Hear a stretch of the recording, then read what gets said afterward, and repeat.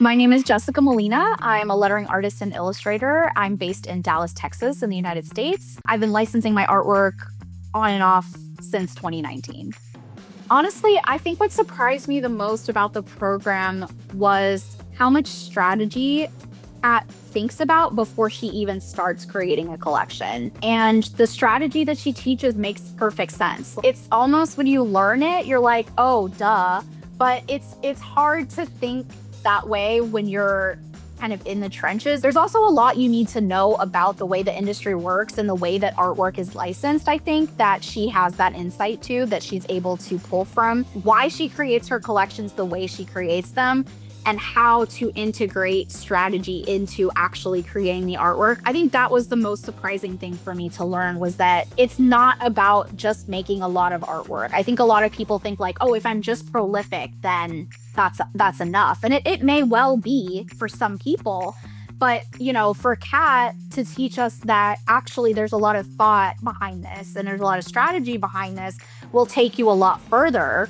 And to be able to see that happening in real time with the people that are students along with you, because I saw so many students that would say like, I pitched my first collection, I got my first contract. Like that happened so many times throughout this course. And it's like, it's just a testimony that the things that you're learning are applicable and relevant and they work. They're successful. I think that was the most surprising thing, that it's not about being prolific. It's about creating strategically. And I think that was surprising in the best way because I'm a strategic thinker. I think about things that way. And so it was a very much like mind blown like kind of thing when I learned it.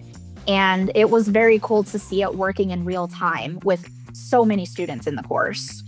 I decided to join the Art of Collections because I have admired Kat for a super long time. I found her artwork pretty early on in my career, I think through Instagram, and I've always loved her blog posts. I really admire the success that she's had as an artist, and I really wanted to replicate that kind of success for myself. And I knew that the best way to do that would be to learn directly from somebody who's been there, someone who's been through the trenches and, come out and become very, very successful at what they're doing and kind of have some like insider knowledge. So I wouldn't say there's a specific moment necessarily that I thought was, oh, I have to join, but it was just something that I always wanted to advance in with my career. And Kat is just the perfect person to teach this subject because she's been doing it for so long, because she's so successful at it now. And the moment that I saw that she was going to be doing live calls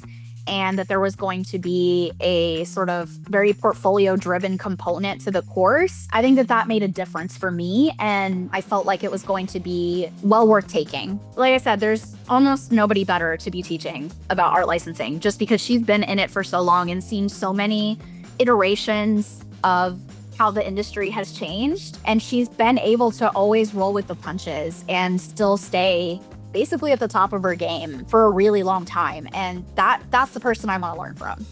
Yeah, this is actually a great question because I have had this happen.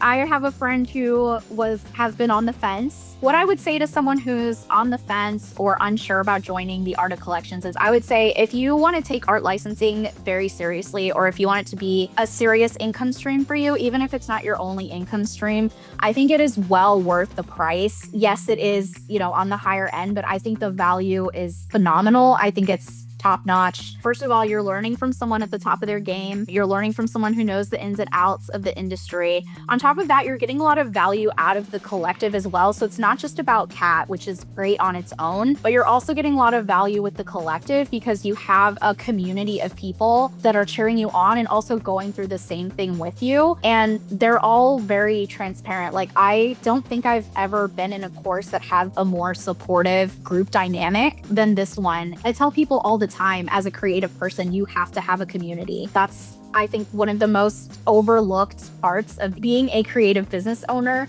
is having a community. So I think Kat being your teacher and being one of the best teachers you could learn from, coupled with a community where you can grow, where you can ask questions, where you can make friends, where you are going through the same thing as the other students and you're going through it together, really keeps you on track. It keeps you accountable. It keeps you motivated. And that can be the hardest thing about, I've taken so many courses, honestly, as a creative business owner, so many courses. And one of the hardest things is to stay on track and to stay motivated. Like, you're really excited when you purchase it, but then once a little bit of time passes and that initial excitement of, ooh, I'm learning a new thing passes, it's really hard to keep the momentum. I think this course, The Art of Collections, is really great at helping you keep that momentum through the live calls, especially the monthly live calls, and then also the collective as well, because you're kind of like constantly being reminded, like, hey, this course is still here. We're moving along. We're still doing things, and we'd love to have you, come with us. And it helps keep you accountable, helps keep you motivated. It helps give you confidence, and it helps you feel like you're not alone, that you're not the only person trying to build a portfolio and trying to pitch and trying to build this income stream for yourself. I would describe the Art of Collections to someone who's never heard it before as a comprehensive way to learn how to package your art licensing portfolio and also how to pitch it successfully. So I think my favorite part about the Art of Collections is that it's just as much about the creative part as it is the business part, and how they integrate and go hand in hand. I think Kat's course really does a great job of integrating creative and business together and teaching you how to think about your business strategically while you're creating the artwork, which I think was a huge game changer for me, and is probably, I would think, a huge game changer for a lot of people. I think, especially as artists, we want to separate those two things, but I think what I learned the most in Kat's course, and is the coolest thing about it, is that you actually need to integrate those things if you want to sustain yourself financially, if you want to have like a successful creative career. That actually thinking about those things at the same time is kind of the key to success. So I am a creative business owner with multiple income streams. At the moment, my main income stream is doing freelance work for clients. So client work with national and global brands mostly. Art licensing is another income stream. And also I have an online shop where I just sell prints and greeting cards and stickers.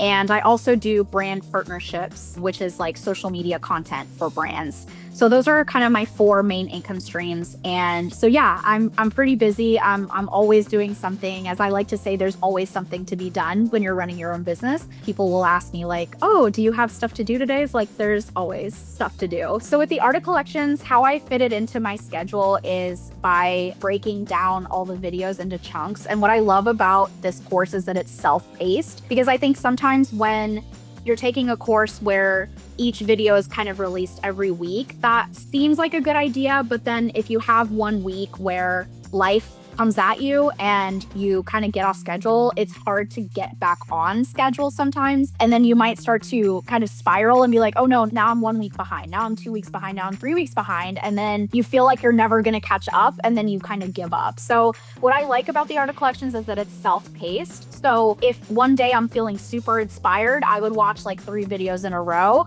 If one week, hey, I'm not feeling, I got a lot of client work, I have a lot of life stuff going on, I'm going to take a break for a little bit. I always knew that I could come back to it and that I wouldn't ever be behind, that I had plenty of time to do it. Even if it took me the whole year to do the course, I still had the time. But I think that having the monthly calls and the collective built in, again, helps you keep the momentum. So even if you do get behind by 2, 3, 4 weeks, you can come back to the collective, or you can say, oh wow, there's a monthly call coming up. I'd love to catch up a little bit before this monthly call comes up. That's the best way that I was able to fit it in, was I just adapted to my own schedule, and I was flexible with my own schedule. So whenever I felt like I had plenty of time, I dove in, I kind of raced through the videos. And when I felt like I needed to back off a little bit, I would back off a little bit. And I knew that those videos were still there for me whenever I needed them. So in terms of creating collections, the thing that I think kept me on track the most was, I think I was always very overwhelmed, because I thought that in order to be the most successful at art licensing, I had to be constantly creating new work. And as someone who art licensing is only one of 4 of my income streams, it's just not feasible for me to be constantly creating new work. I have other things that I'm also doing. And so that was something that was always very intimidating for me. But I learned through the Art of Collections that you can refresh old artwork. You can do some like pretty minor tweaks that don't take a ton of time, and suddenly the work feels fresh. And not only that, that you can take multiple pieces that are maybe like one-offs or maybe from other things that you've created and tweak a few things and then put them together, and now all of a sudden you have a collection. So even though through the course I actually didn't make that much new artwork, I will say I think I made 3 brand new collections, I think, through a year, which is not that much.